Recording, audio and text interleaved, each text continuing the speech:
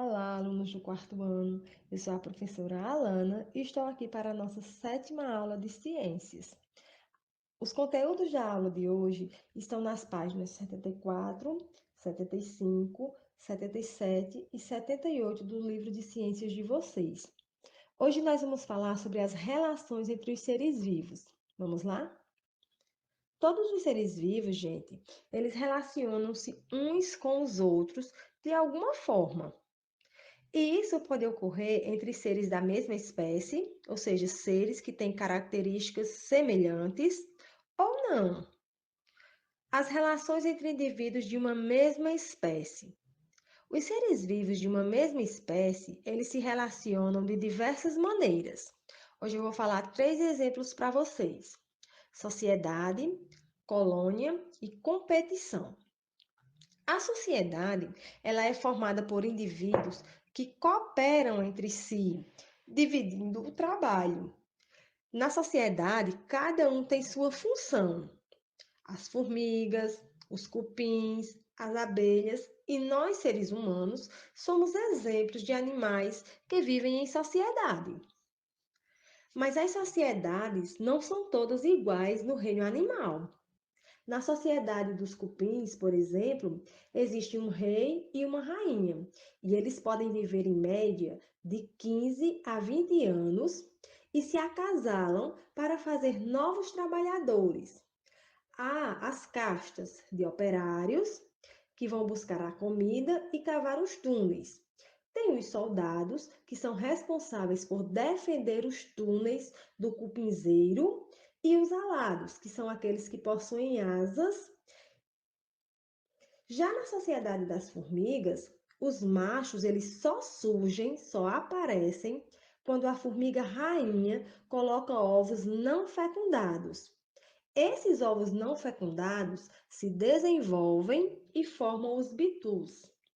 Esses vão viver só para acasalar com a rainha e vão morrer logo em seguida.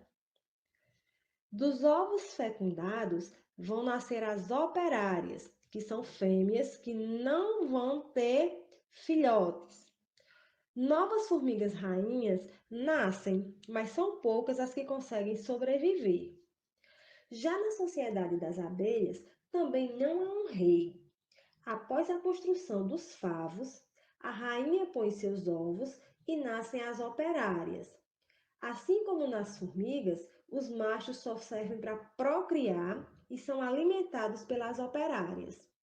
A função delas varia de acordo com a idade e elas podem viver até 42 dias. Interessante, não é? Colônia.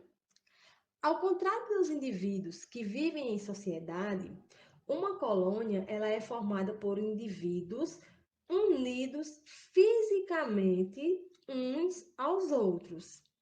O corpo desses indivíduos pode ser semelhante ou diferente. Vocês sabiam que os corais são um exemplo de colônia? Isso mesmo. Na colônia, todos trabalham em conjunto para garantir o alimento, mas nem sempre ocorre a divisão das tarefas. Competição. Indivíduos de uma mesma espécie, eles podem competir entre si, ou seja, eles podem disputar por algum recurso ou para conseguir um mesmo recurso.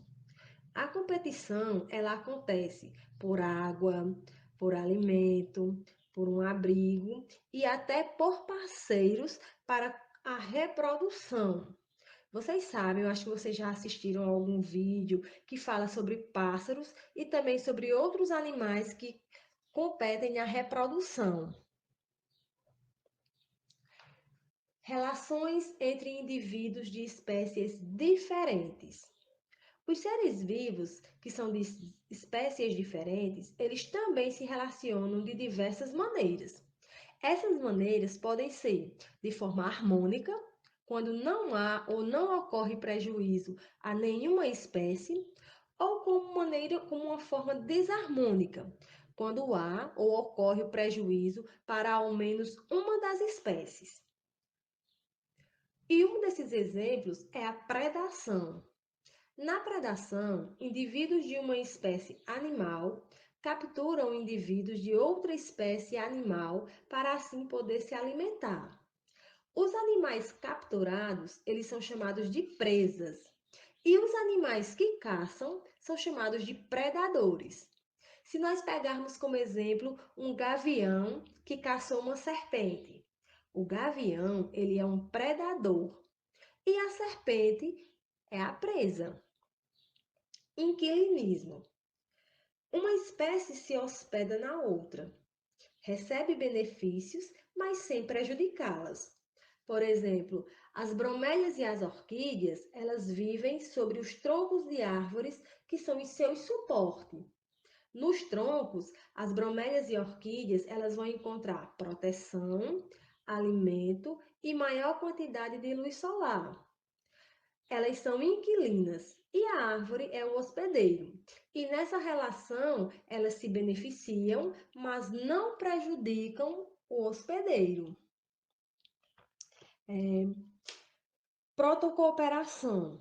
A protocooperação, ela inclui duas espécies diferentes, não é? Duas espécies são diferentes, que têm condições de viver sozinhas.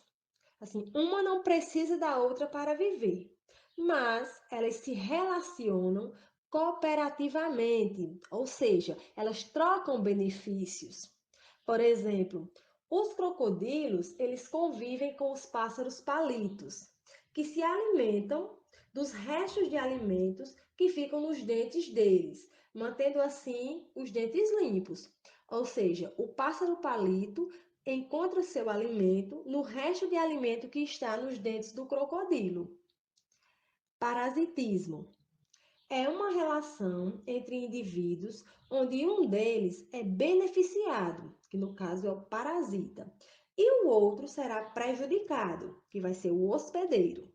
O parasita, ele se hospeda em um indivíduo para se alimentar às custas dele.